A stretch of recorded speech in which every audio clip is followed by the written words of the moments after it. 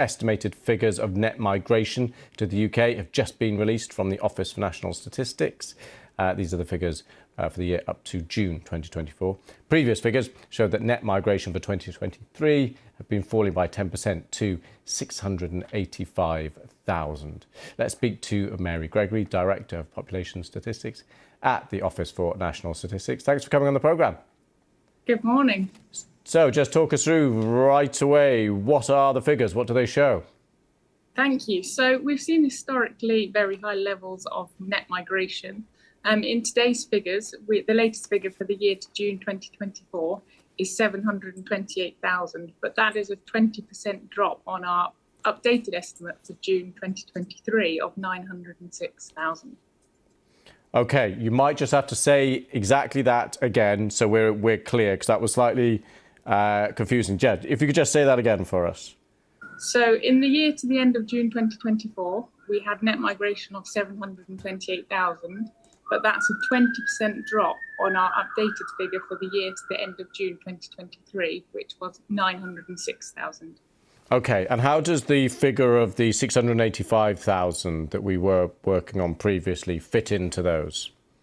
Yes, so we've updated our historic estimates to make the most of having access to additional data and understand more about people who have travelled. So as you might know, when we publish an estimate of migration, we see who's coming into the country, but we don't necessarily know how long they're going to stay. So that can lead to us updating estimates.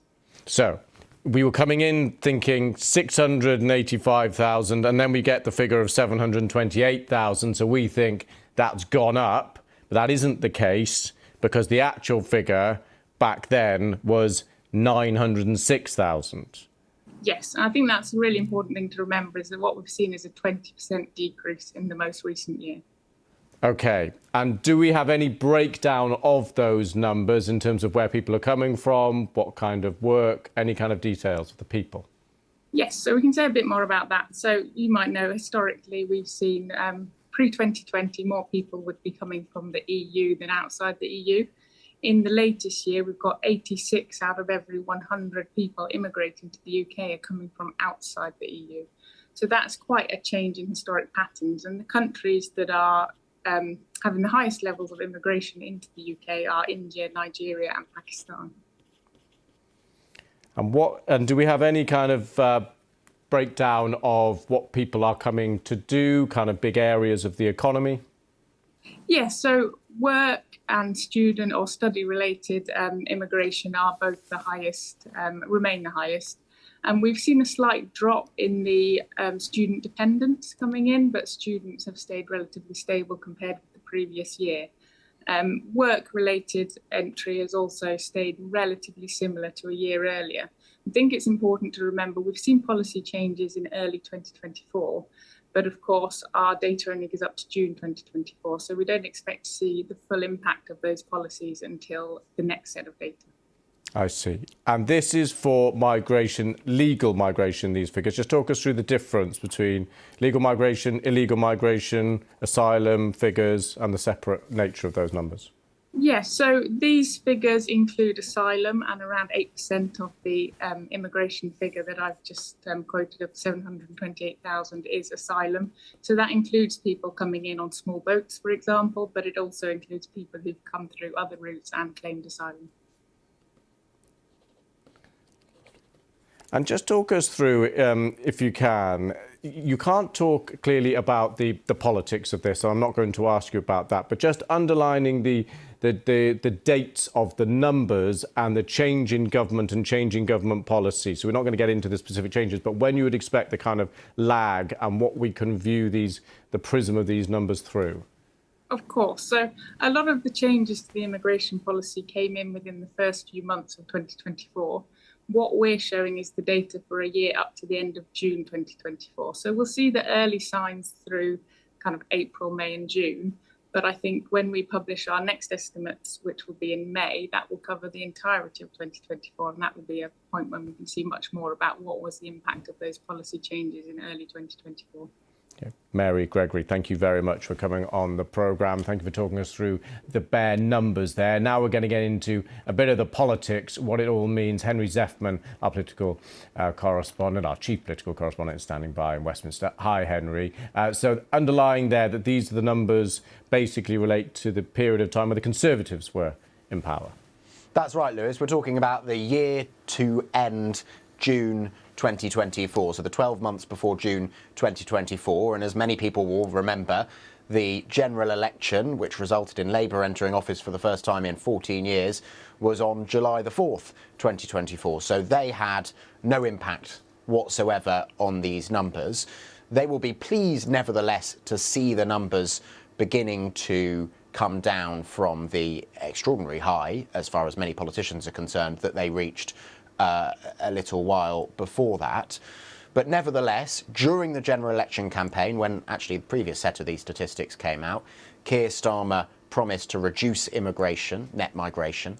He didn't put a target number on it, but nevertheless, I think he will hope, for political purposes as well as economic and other reasons, that over the coming years of this Labour government, he will be able to reduce these net migration numbers still further. And just remind us, Henry, of the changes that the Conservatives did recently bring in their attempts to bring down the numbers. Right, so as Mary was referring to there, at the start of this year, some changes introduced by Rishi Sunak, the previous Conservative Prime Minister, took effect. So they made it much harder for foreign students and also people coming here to work, such as doctors and care workers, to bring dependents, i.e. family members, with them to the UK.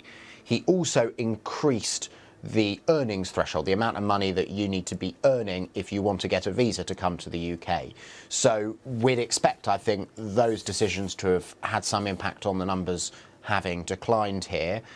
Though it was very interesting to hear, and I think we should repeat because it's worth remembering when these statistics next roll around, interesting to hear the ONS telling you there that they think actually more of the impact of those measures will be felt over the months after June 2024, i.e. next time we get these statistics. And looking forward to the next time we get these stats, Henry, what has the current government said it wants to do?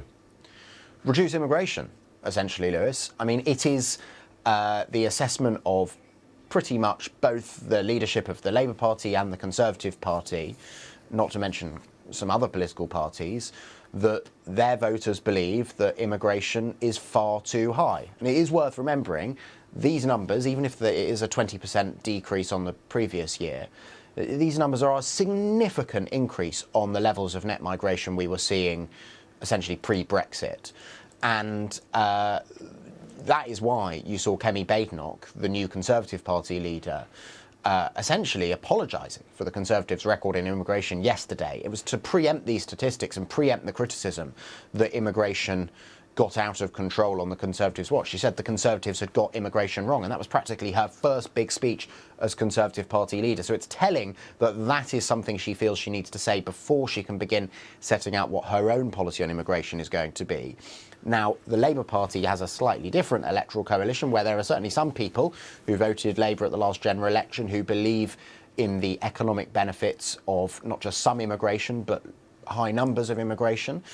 But it is definitely the strategic assessment of some people at the top of government that they are going to erode support, not just to the Conservatives, but to the Reform Party at the next general election. And I appreciate that's some time away, unless on Labour's watch as well, the immigration numbers begin to fall.